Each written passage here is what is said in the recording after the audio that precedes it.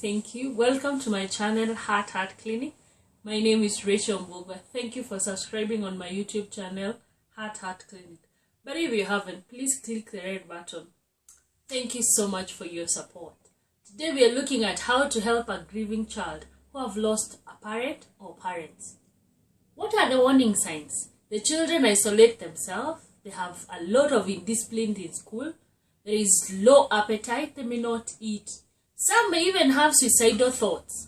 They may even talk about threats. Some may not be experiencing sleep. We call it insomnia or excessive sleeping. Some become so irritable, feeling of guilt, worthlessness, anger, attitude, declining grades, physical complaint, headache, and when you go to the hospital, the doctor cannot identify what is the issue. Some may even lack energy. They're just there. They can't do anything. How do we help the grieving children? 1. Respond to emotions with comfort and assurance. Note they've been grieved and they don't know how to express it. It is important that you be able to respond to the emotions, giving a lot of reassurance and comforting them. Notice if your child seems sad, worried, afraid, or upset with others, ask about their feelings and carefully listen. Let your child know that it takes time to feel better after a loved one has died. Some children may temporarily have trouble concentrating or even sleeping and even have a lot of fear or worries. Counselor comes in handy and can be able to help this child be able to cope with the loss. 2. Help your child to remember the person. At times we run to make them forget about it, and even when they ask you about the person who died, you also don't want to talk about it. Helping the child remember the person that passed on, it is very important. But how do you help them? Encourage them to tell the stories, the good memories that they know about this person, the event. Some may even draw pictures, them holding hand. Some may remember an event they went together and they were excited about it. They may write down their favorite story of the loved one. Do not avoid mentioning their name, the name of the person who died. Recalling and sharing happy memories help heal grief and activate positive feelings. So that's one way you can be able to help a child who is going through grief. 2. Help the child feel better. Provide the comfort your child needs, but do not dwell on the sad feeling. Shift from the activity that they are doing so that they can be able to go play, cook, participate in other activity. Help them feeling better is looking for something that will give a positive feeling. What is it? They came feeling bad today. I'm missing daddy. What did daddy used to do? They used to cycle together. Now you may even go cycle together, or you may encourage the child to go and practice more, that they will become the best, as they will make their parent proud. This is turning the negative energy to a positive energy. Another thing you can do is be patient. Every child deals with grief differently. Specific reaction will depend with the child's level of maturity and the relationship they had with the deceased. So it's important that you be patient with the child. Some may take longer to go through it. Some may take shorter time. It is important that you allow them to go through counseling. If you experience challenges with your child, it is also important that you seek counseling, that you'll be able to be helped when this period becomes so prolonged until it affects the adulthood. It is important that you also seek counseling help. The other thing you can do is be very honest and open. Children have remarkable insight into what is happening around them. You should not avoid trying to tell them that, you're protecting the children. You should not tell them what is happening. You're telling them, the mom is sleeping. She traveled. She will come back. Alienda job. Like he went to work. This person who goes to work and never come back. Who does that? Be honest and open. Tell them the real truth. Mom passed on. Or mom committed suicide. And what happens in that? Suicide comes with a lot of stigma, emotional torture.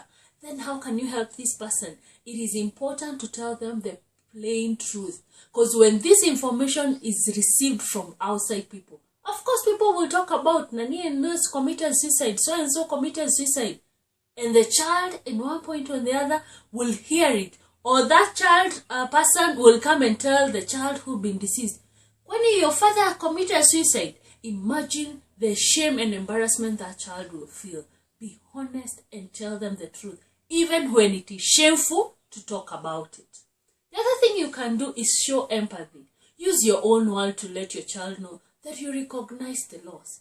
It is hard to imagine that someone you love has died, and I'm sorry for the loss of your parent.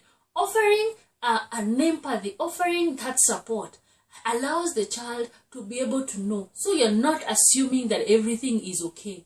You are agreeing that actually it feels sad. Be patient, understanding, show empathy that will help this child work through their grief.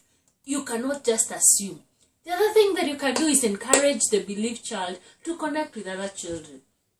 Most of us, what we do, we isolate these children and lock them in the house. They're not going to school for a whole week. And what have you given them to do? You've not involved them in the activity of the burial or the morning session where they can either write songs or even look for photos that can be used during the burial, but you've locked them in the house. And because you don't want other people to keep asking questions, Sasa, how are you doing? Is everything okay? You lock them inside. Surely. You're giving them more torture than helping them. It is important that you encourage the bereaved children to go play out with other children. Let them interact. Let them tell their friends that they have lost their parent. They also go through that sharing. If you lock them up and you're saying you're protecting them from people that are asking, oh, it's your name, you're also guarding. You want to show that you're taking care of them, you're making things worse. Allow them to interact with other children. Allow them to go play. That life becomes as they used to. The other thing you can do is be aware of the warning sign. Older children, particularly the teens, can be at high risk of trying to mask their grief. They will never show it on the face. And that becomes very dangerous. They may also have difficulties talking about it to their friends. So what happens? This makes them feel a grief that is never shared. For these cases, it's important to seek counseling professional that will be able to help them talk about it, walk through grief, and becomes easier. Then what are the warning signs? Isolation. They don't want to play with anyone. They don't want to be with anyone.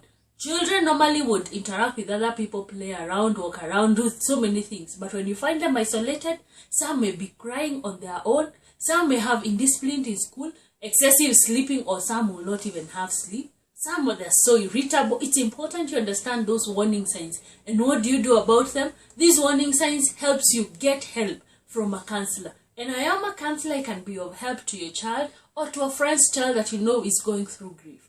The other thing you can do is give the child time to heal the loss. If you lose a loved one, you do not instantly get healing because you understand the truth. No. Neither does it make it better because everyone is telling you to be strong for the others. No, grief takes a process, and this does not happen overnight.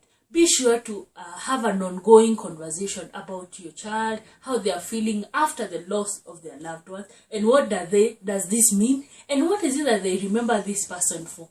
You can be able to allow them have good memories. These good memories will bring in a feeling, and they will get to know they are supported.